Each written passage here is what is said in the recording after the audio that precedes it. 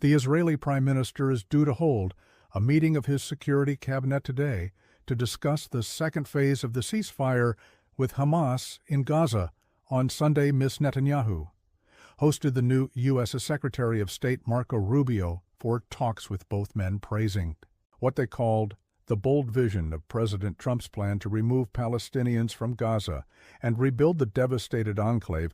As a result, that plan has been flatly rejected by Palestinians and Arab nations and would also violate international law.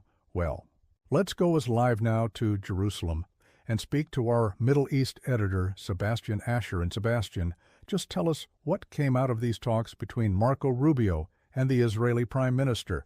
I think the key element from it was essentially that Marco Rubio, as the new U.S. executive state, was very much standing beside Mr. Netanyahu, fully united in their aim, united aim in awe, as he stated it, to eliminate Hamas. It's what Mr. Netanyahu has been saying throughout the offensive, throughout the war in Gaza. That's his ultimate aim. The issue with that is that in order to move on to a second phase of the ceasefire deal, at some point the conditions are that Israel should have a full withdrawal of its troops from Gaza as part of that phase. And within that, all the remaining hostages in Gaza would also be released, I think.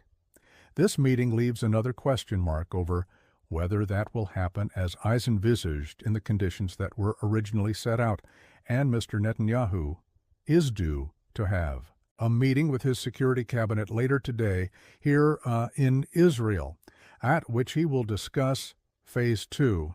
And we've heard from reports in Israeli media that after that meeting, depending on what the cabinet says, he may then give instruction to an Israeli negotiating team, which is heading to Cairo to talk about Phase 1, which still is almost 2 weeks to go, but will maybe give them instructions to start looking at Phase 2 now.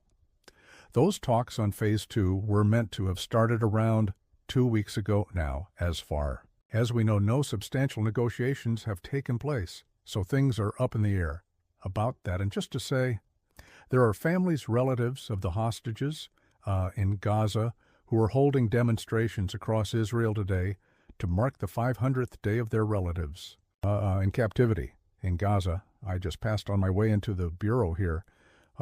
Group of those relatives who have begun a march to the Israeli, to the parliament, to the Knesset, and as I say, they are underlining the feeling in Israel that the absolute priority here beyond anything else is to ensure that every last Israeli held in Gaza must be released, and nothing must get in the way of that. That is at odds, to some extent still, with what we're hearing from Israeli government.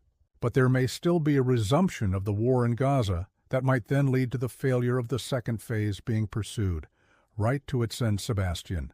Thank you. That's our Middle East editor, Sebastian Assen.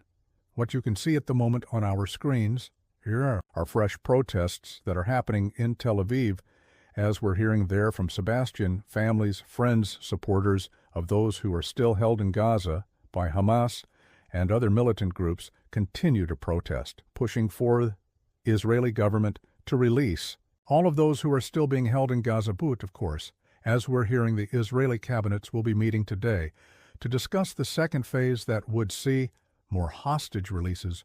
All more from this story from UK News Politics, news related for you recently. Uploaded, watched.